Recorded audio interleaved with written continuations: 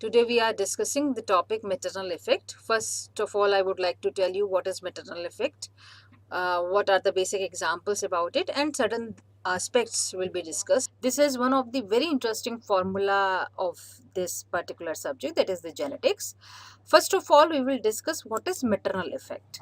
Now, come to the point that as you all know that chromosomes divide in a very precise manner during mitosis and meiosis, as you all know, but there is the condition in which we can say that the cytoplasm does not divide in a precise manner, in a particular manner during the cell division. The contribution of the cytoplasm from the female side towards the gamete is the basic aspects towards this. And you just find out that when the female individual is contributing its cytoplasm to the gamete, in that particular way, the phenotype of the individual will be determined by the genotype of the mother. The contribution of the female individual or the female parent is greater in comparison to the male individual. Now, to discuss or to explain this particular topic, I would like to take the example of floor moth, that is Apistella quinella. This particular example was discovered by Caspary in 1936. You just find out that this particular moth is having dark brown color of eyes because of the pigment, and you just find out that this particular pigment is produced because of the presence of gene capital A. This capital A gene will be responsible for the production of the pigment precursor, that is kyanurine. Now come to the point that when the individual with the genotype is capital A and capital A small a, that particular individual or that particular moth will be pigmented, and if the individual is having the genotype small a, it will be non-pigmented. As you know that capital A is responsible for the production of kyanurine. Now, this is a particular cross which is showing the inheritance of the maternal effect. Come to the cross A. Now just find out that here this female is having genotype small a. It is non-pigmented. Why it is non-pigmented? Because it is not having the presence of capital A. This male individual is pigmented with the genotype capital A small a.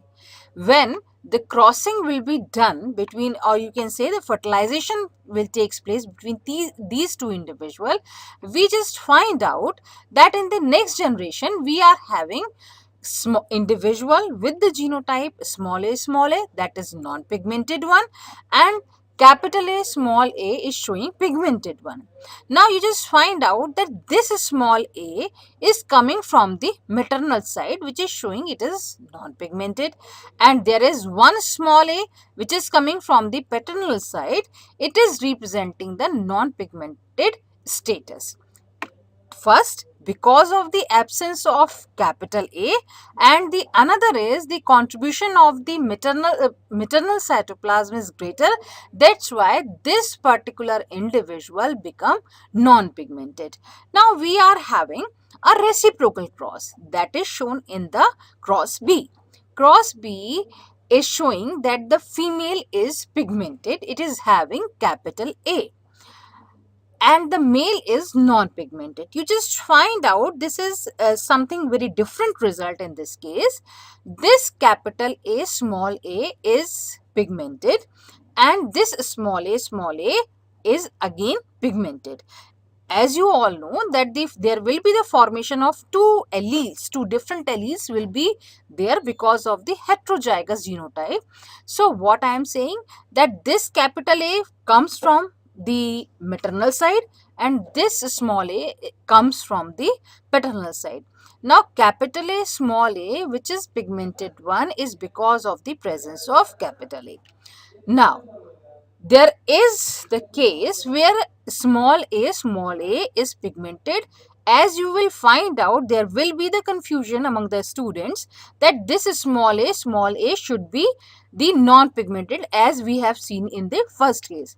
But this small a is pigmented because one of the small a is coming from the maternal side, as I told you earlier, that because of the contribution of the cytoplasm from the maternal side, the phenotype of the individual is dependent on the genotype of the mother. Now, this small a is coming from the mother. Mother is already pigmented, while one small a is coming from the father, that the father is the non-pigmented one. So, this individual, because of the maternal effect, become pigmented at the larval stage. Why I am saying at the larval stage? As it becomes adult, as the time passes, because of the absence of capital A, which is present at this side, because of the absence of capital A, this particular individual will not be able to formulate the pigment or to produce the pigment as it becomes older.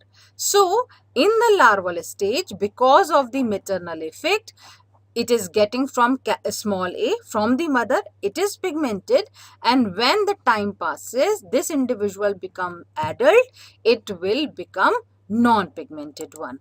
So this is all about the maternal effect with the introductory part. In the another stages, in the another lectures, we will discuss certain other aspects with the example of the maternal effect.